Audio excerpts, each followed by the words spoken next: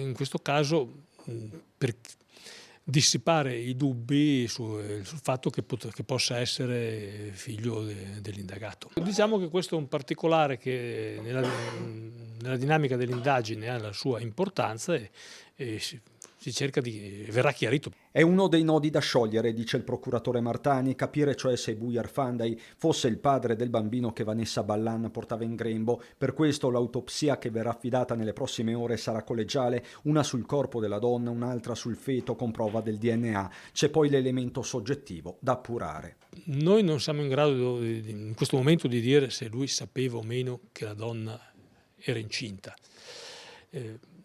Diciamo che la notizia era uscita dall'ambito strettamente familiare perché era da qualche giorno in maternità, assente per maternità a rischio.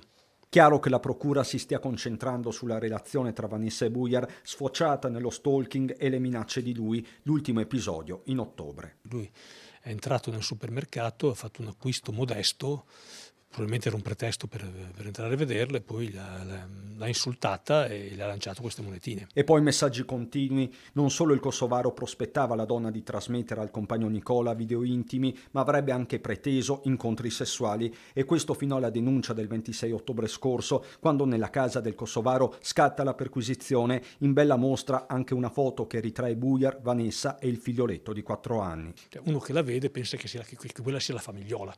Bujar voleva una famiglia con Vanessa. Esattamente, il motivo della rottura della relazione tra Bujar e Vanessa è che Bujar non si accontentava di essere l'amante, ma voleva che Vanessa andasse a vivere con lui. L'altro aspetto riguarda la mancata richiesta da parte del PM titolare del fascicolo di misure cautelari in occasione della denuncia per stalking, con lo stesso sottosegretario alla giustizia Andrea Ostellari che chiede al Ministero di fare degli accertamenti interni. La posizione del procuratore capo su questo punto è chiara. Secondo me quello era un caso in cui la misura del divieto di avvicinamento era da chiedere, ma con la stessa sincerità dico che non è affatto scontato che quella misura lo avrebbe trattenuto dall'ucciderla. Dal 9 dicembre, aggiunge Martani, sono entrate in vigore le nuove regole del codice rosso, con il PM che d'ora in poi dovrà motivare anche nel caso di mancata richiesta di misure cautelari con la supervisione finale dello stesso procuratore capo. Un cambio di passo procedurale e sostanziale, ma restano i risvolti umani. Il mio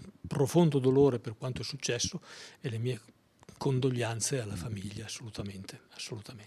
Questo è successo, è terribile, eccetera. E non ci sono altre parole per definirlo.